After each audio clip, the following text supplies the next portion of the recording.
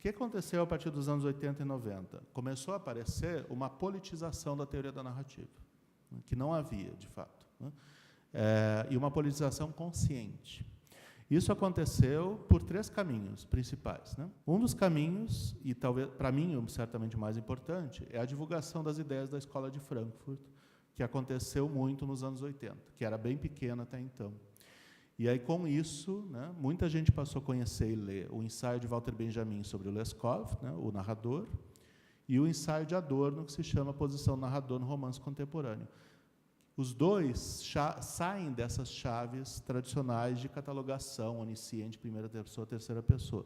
Os dois propõem a ideia de que estudar narrador de um texto literário é também estudar o contexto em que a narrativa é produzida necessariamente, né? No caso, aí, acho que o texto do Adorno é um texto imprescindível para todos nós, né? Porque ele põe o problema da narrativa que não se concretiza pelo realismo, né? Que não busca o efeito de real. Possivelmente, o Adorno é o primeiro teórico de porte, né, bem conhecido, a dizer isso é excelente, né? Que há um alto valor artístico e narrativa fragmentária. Contrariamente a isso que eu falei antes do Pouillon, que dizia que era uma falha do escritor não organizar a narrativa direito, né? Para o Pouillon, se um escritor não dá um final que estabeleça o sentido de tudo que veio antes, foi incompetência do escritor. Para o Adorno, é sinal de compreensão dos tempos que ele vive, né? A ausência de um final conclusivo que dê sentido a todo o resto, né? De fato, a crítica do Adorno ao realismo é uma crítica voltada para a ideia de que, a partir da perspectiva do pós-guerra, sobretudo, a ideia de tempos de catástrofe, né, o que aconteceu a partir da Primeira Guerra Mundial, da Segunda Guerra Mundial e das transformações nas nações, né, que, a partir disso, de fato, a função da narrativa ela não é a função do realismo, é a função do choque e da perplexidade, é a função de despertar, justamente, modos de pensamento imprevistos, modos de pensamento não convencionais que permitam dar conta do que é a complexidade do mundo contemporâneo, né? Nesse sentido, não é por acaso que ele elogia tanto o Kafka, porque o Kafka é um autor que não pode ser reduzido a um modelo, né, de dano e reparo, a um modelo de estrutura narrativa bem resolvida. Todos os enigmas que o Kafka deixa, né, na Metamorfose, no Processo, enfim, são enigmas constitutivos, a ideia de que, de fato, o sentido do humano é muito mais indeterminado que determinado, né? Que há muito mais enigma do que certeza quanto ao que a humanidade vivencia, né? Isto foi uma passagem. Outra passagem que alterou bastante a teoria da narrativa foi a impregnação da psicanálise, que aconteceu, sobretudo, na França, né? Não apenas, mas sobretudo. A psicanálise, quando trouxe a ideia do inconsciente, trouxe a ideia do recalque, da repressão, né? Sobretudo a teoria do sonho, né? Com a ideia de uma linguagem metafórica do sonho, né? A psicanálise ela assumiu a ideia de que, para ler um texto narrativo, você tem que lidar com o que não é dito, né? Com o que não está posto explicitamente. Que cada palavra pode ter ali uma impregnação de associações semânticas imprevisíveis, né? E que talvez a leitura do que está não dito, do que está implícito, do que está em associações inesperadas, como acontece no sonho, né, talvez seja essa a leitura necessária do texto literário, né? Então, a crítica pautada pela psicanálise, né, ela prosperou muito, né, e ela teve aí abriu um caminho que é justamente a ideia de que existe o inconsciente do texto, né? O Adorno, por exemplo, ele defendeu, né, usando esse vocabulário, a ideia de que a literatura e a arte podem ser uma espécie de história inconsciente de uma sociedade, né? Quer dizer, aquilo que os historiadores não dizem explicitamente, que o discurso oficial não diz, que a história social não deixa compreender, os artistas, os escritores tomam isso, né, e aí, dentro de um registro que seria uma espécie de inconsciente artístico, né, elaboram a expressão desses pontos. Então, hoje, para nós, é muito claro, por exemplo, que a literatura brasileira referente à ditadura disse muita coisa que historiadores não disseram, pelo menos até os anos 90. Mas os escritores já estavam dizendo lá nos anos 70 sobre o que estava acontecendo. Mas foi preciso, justamente, que houvesse uma leitura generosa que aceitasse implícitos e aceitasse o não dito como constitutivo dessa matéria, né? Tem um pouco a ver com a pergunta que você tinha feito sobre o que é escrever dentro da ditadura e escrever depois, né? Quer dizer, o contexto da ditadura era um contexto em que a necessidade da linguagem cifrada, né, não era apenas em função de você passar pela censura. Isso era uma parte do processo. Mas a linguagem cifrada tinha a ver também com o dado de que é muito difícil descrever o que estava acontecendo e ponto final. Quer dizer, como entender a tortura, né? Como entender a violência de Estado? Como entender essa ideia de uma espécie de ausência de liberdade generalizada, né, na liberdade de expressão? Não há como descrever isso facilmente, né? Não só porque você pode ser censurado, mas porque é complexo em si, né? Porque nós não estamos habituados a conversar no cotidiano sobre isso, né? No contexto dos anos 70, certamente, assim, digamos assim, aquele assunto que você vai falar baixinho, o assunto que você vai falar no corredor, que vai parecer o assunto clandestino, né? E a literatura estava lá e estava falando dessas coisas, né?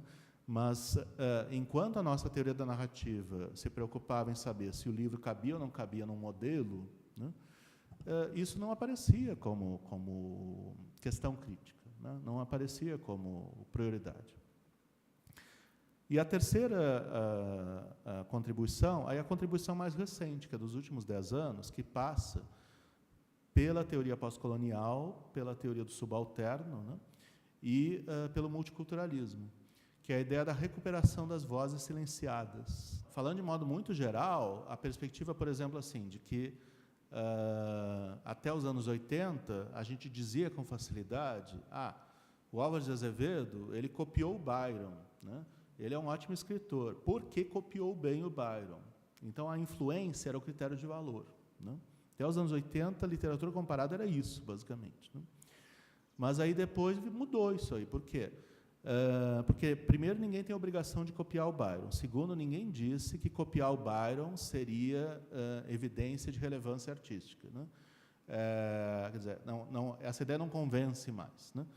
Agora, sobretudo, porque Álvares de Azevedo tem muitos traços de singularidade que a crítica ignorava de propósito, porque achava que boa literatura brasileira seria aquela que é boa literatura europeia também, né? Boa literatura brasileira é aquela que está colada ao padrão de qualidade da literatura europeia. A partir do pós-colonial, isso acabou, né? O padrão de qualidade é gerido contextualmente. Como é que a gente vai ficar na situação, por exemplo, de que nós passamos, durante o período colonial, 3 séculos sendo alvo de exploração, de uma cultura predatória, de violência, de genocídio, e aí vão comparar a literatura no 19 e dizer assim, ainda é inferior, né? Não tem ainda qualidade. Mas, que isso, né? O processo colonial todo não deu cultura educacional, não deu sistemas letrados, não deu. Como é que vai cobrar aí uma espécie de comparação sincrônica da relação da linguagem literária e da cultura literária de um país que tem Idade Média com um caso como o Brasil, né? É eticamente inaceitável esse tipo de discurso, né? O discurso da influência e da cópia. Então, a partir do pós-colonial, o que a gente tem, no caso de Brasil, no caso de África, no caso de Índia, né? É a criação de discursos teóricos que não tenham esse critério de valor, né? E que aí a literatura comparada ela possa ser não hierárquica, né? Ela possa ser uma literatura comparada de diálogo, da afinidade eletiva, né? Mas não do compromisso do brasileiro de escrever que nem europeu para poder ser aceito em algum lugar, né? Então, isto muda a teoria da narrativa, porque aí a gente não tem, por exemplo, a ideia do narrador onisciente, né? É uma ideia que foi desenvolvida, sobretudo, por causa de Balzac e Zola. É uma ideia que é formada a partir da teoria do realismo francês, do realismo europeu. Demorou muito para a gente entender que a gente não tinha obrigação de nada disso, né? Que não era uma falha a gente não ser como Zola ou Balzac. Porque o realismo, do sentido do Balzac, de fato, no Brasil, ele não teve muita força. Contrariamente, a crítica literária brasileira procurou isso o tempo todo, né? Assim, a coisa mais comum que a gente tem na crítica literária brasileira até os anos 80 é tentar achar evidência de realismo em tudo, né? Na poesia de Gregório de Matos, tentar achar evidência de realismo. Não é possível, né? Então, aí a gente tem, de fato, um problema da nossa história intelectual, que é uma dificuldade de ter independência, né? Você sabe que existiu a teoria da dependência cultural, que veio a partir, por exemplo, de Fernando Henrique Cardoso, né? A gente foi muito impregnado e de modo negativo por essa teoria. A ideia de que o nosso valor tem que ser quando a gente é reconhecido no exterior, né? Que até hoje, essa cultura da CAPES, etc. Assim, né? Você quer ser reconhecido como intelectual? Publique no exterior, né? Se você publicar ali na sua faculdade ou na faculdade do interior, não tem valor. Isso é um absurdo, né? Você ter assim, uma evidência de valor em função de um critério eurocêntrico como esse, né? Um critério tão matriz-periferia, né? Então, quando isso chega na teoria da narrativa, né, para não me dispersar muito aqui, na teoria da narrativa, o que vai acontecer? Vão ser criadas categorias, né, aos poucos, é claro, de modo cuidadoso, né, mas vão ser criadas categorias voltadas para a especificidade do que é produzir a narrativa num contexto pós-colonial, né? Então, um dos dados, justamente, que tem a ver com a pesquisa da professora Maria Rosa, é o crescimento, nos últimos 12 anos, das discussões sobre narrativa testemunhal. E isso é muito mais, claro, tem a Alemanha tem isso, né? A França tem um pouco, mas, assim, se dependesse dos Estados Unidos, por exemplo, isso jamais vingaria aqui. Isso não é uma prioridade, né? E está na cara que, quando a gente lê os textos literários brasileiros dos anos 70, que essa questão tem que aparecer, né? Ela está lá nos textos, né? Então, o que acontece? Se faz o que é adequado, que é bem antropofágico, né? Você pega do exterior aquilo que serve, aquilo que interessa, que é produtivo, que, no caso, contribuição alemã, contribuição de escola de Frankfurt e tudo, se impregna e se joga à luz a partir do pensamento próprio brasileiro latino-americano. Então, de fato, hoje, por exemplo, falar em narrativa testemunhal é um modo de fazer a teoria da narrativa que não foi imposto e nem foi, digamos assim, estimulado por europeus. Isso partiu, sobretudo, da Argentina, junto com o Brasil, né? E a gente tem hoje, de fato, uma cultura teórica importante que é reconhecida lá na Europa agora, né? Em que lá na Europa se lê a Beatriz Salo, se lê a Jean-Marie Gagnaban em função, né, justamente de uma disposição nova e renovada. Falar em narração hoje não é mais falar em narrador onisciente, narrador terceira, primeira pessoa. Pode falar disso, é claro que isso tem valor, tem utilidade em pesquisa, descreve bem, né? Mas nunca é o ponto de chegada, a meu ver, né? Classificação é só o começo da conversa.